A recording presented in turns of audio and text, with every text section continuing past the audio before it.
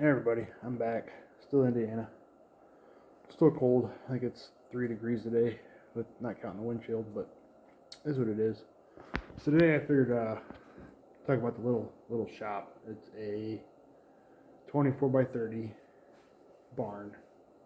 Still working on insulation. Obviously, nothing in the roof. Walls are done. It's just something to get started though. So I'll switch around here and I'll kind of show you everything we got.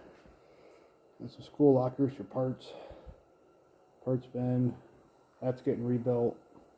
Going back the motorcycle. Tool benches. Chemical storage.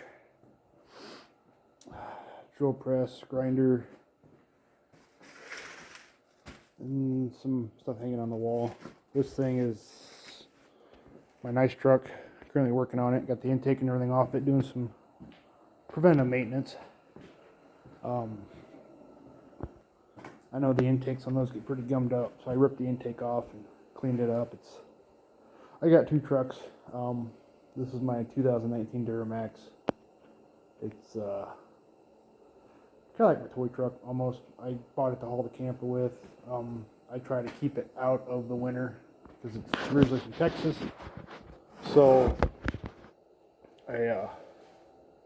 I drive it in the summer and the fall and the spring after all the ice and salt and everything's gone. And I got a 2015 that I drive that's already starting to rot out, so that's my name one. But that one's down in the winter and since I'm not driving it, I also worked on it. That's kind of the shop. I also have a office area. So my 5 acres was originally, it's built in the 1800s. It was originally a cow farm. We got a 5-acre plot. There's about 2,000 acres surrounding us that another farmer has, who farms mint and everything else. I'll show you the lot later on. It's too cold to go out there right now. I got the heat on right now and you can see my breath. So I'll take you into, well, I'll show you these cabinets here first. These school cabinets, they work out really well for me, and I'll take you into the office area. So, and these from work. And it's nice to just keep things organized. So, you know, like this one here, all my different gear oils, my miscellaneous specialty oils, carb choke cleaner, starting fluid, miscellaneous chemicals, corded tools, all my small engine stuff for my lawnmowers, my campers, and all that's in there. And I also got something for each one of my vehicles. So I have my dad's truck and my plow truck. They're both similar years, GMCs. So those are together. My 2015 GMC. My top truck, the one I got in here now, my wife's car. Different paints. My 1950 Oliver's got its own shelf for filters and small stuff. My 55 and my Massey 22's got its own shelf. That one right there is going to be for the combine once I get it labeled and put a shelf put in it. Peg boards. I thought I'd try it out. I'm kind of liking it. I might expand it a little bit. Different wires and other tools. Welder. Got a Hobart Handler 190. Small torch. The DeWalt air compressor is a couple years old. I'm loving that. It's pretty nice. It's a mess right now. I'll be the first one to admit it. It is an absolute mess. But it's also wintertime, and I'm also trying to stay busy and stay productive and keep things going. A little lawnmower behind me. It's got low compression. I'm going to rebuild the engine in it. So then we go to my office area. Mind the light. And this was the old, sorry, dog. This was the old milk house for the cow farm. So kind of showing you around a little bit. There's a little breezeway into my garage. Bolt band, that's probably going to get moved. Gotta have a TV terror system with my little workbench. Just some cabinets for some other stuff. My DeWalt tools and all that were in there. My household tools are in there. miscellaneous storage. Working on building a storage rack for all my DeWalt tools. Cabinet is where I keep my chains, my binders, different larger items. A thing for screws. I call this my charging bank. It's set up on a power strip and a little timer up there. That's that yellow cord. That works out really well for if I want to charge these batteries up. I'll put a couple on there, set it for 4 to 8 hours, and I don't have to worry about unplugging it or it running all the time and running my electricity. The battery storage on the door, it was out of the way. It worked nice. My little CB radio hooked up to a 12-volt power supply in case my kids want to talk to me on the tractor. I do try to run CBs. You got the fridge, litter countertop, sink. I only have cold water in here right now, which looks like it might have frozen on me last night, but yep. So I'll have to shut that off and drain that. Little heater. I do have AC in here. Different parts manuals. One thing I will say, I do for every piece of equipment I buy, I get the manual for it. I get the parts manual. I get the maintenance manual for it. Couple recliners, and then I'm still working on fuel storage and all that. So it's not much. It's not perfect. It's not pretty. Works for me. It does have its own well. It does have a separate power supply than the house, so I don't have to worry about running lines from the house or tearing down the, it made it a lot easier to have 2 meters.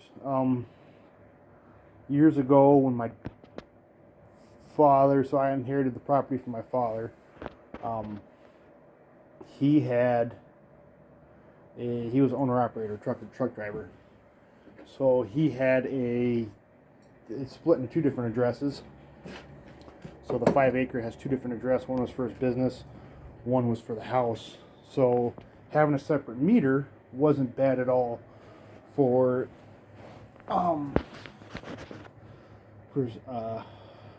price-wise. They didn't really charge me that much. They didn't know if it would fit because it's technically 2 different addresses. So the house address is the house address, and I run a lot of the things through the farm address. It works out. Something else I do is I will flip it. So underneath you'll see a Schrader valve, a couple air lines, or PEX lines. So I have a 150-foot stretch from the barn of 1-inch PEX going out to some raised garden beds. And then it tees off to my cattle barn and then my wife's greenhouse. So then everything comes off of here. So this is it's got a little well. Actually, I need to get down there and shut the water off because it froze. Well pit. It's a lot cheaper to change that motor than it would be to change the one for the house, because that is the submerged pump style. A lot more expensive, a lot harder to maintain. So I figure if I'm going to burn up a pump, I'm going to burn up the one I can get to and fix myself. But like now, the extreme cold, we're always worried, even though they're 3-4 feet in the ground, I'm still worried about freezing. So one of those lines, the one on top, so the one on top goes to my garden hose outside this barn here that I use to pressure wash and everything, and the one on bottom is the one that goes to the my outdoor water sources, my yard hydrants. And if I open this one up here, you'll see a couple valves. So what I do in the winter is I shut them off, open everything up, and I'm able to take a air hose and put them on the Schrader valve and blow those lines out. Now, it's not going to get all the water out. I'm not trying to get all the water out. I'm trying to keep it from freezing and breaking. A little bit of water is fine, especially 3 feet down. Probably never going to freeze. I like to play it safe. I'm not using the water in the wintertime. So that's what that's for. Airlines, I run PEX my airlines. Brass crimp style fittings. I hate shark bite. Love it or hate it, I hate it. I use the crimp style, the little nub on them. I forget the name of them. I use those. The pecs and the fittings I buy are rated for 400 psi. My air compressor goes to 150. 2-3 years now, and I've never had an issue.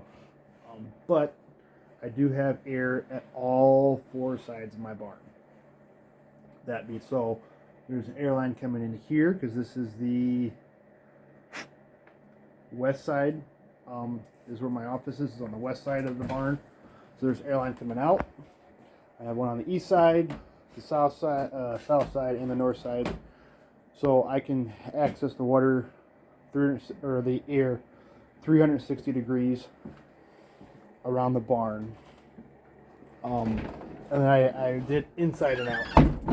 So I'll just flip you around here.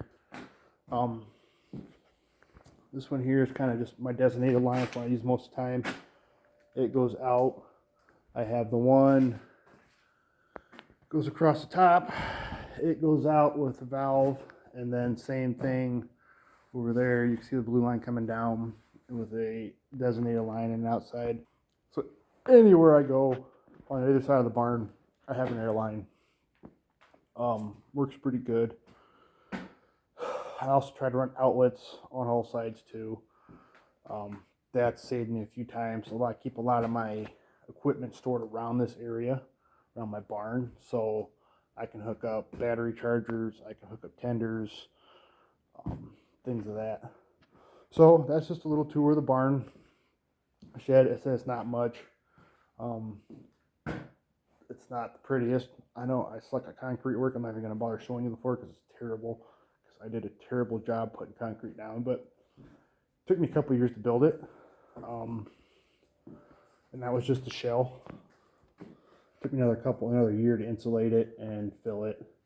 So this is all about taking your time, starting small. So you don't need much. A lot of my bigger equipment, I'm not going to get in the door. I'm not going to fit in here. But I have a spot where I can park it outside. I run 2 different bays, a north and a south. I got 2 doors. So I can pull in my Duramax. Now work on it in one bay. Work on things outside. I have an open bay for if I need to work on some emergency vehicle, emergency repair, like something happens to my wife's car, my other truck. I can bring it in here so I have room to work. So start small, work it out, figure out what you need. I would say build bigger than what you need. I'm already got this place full.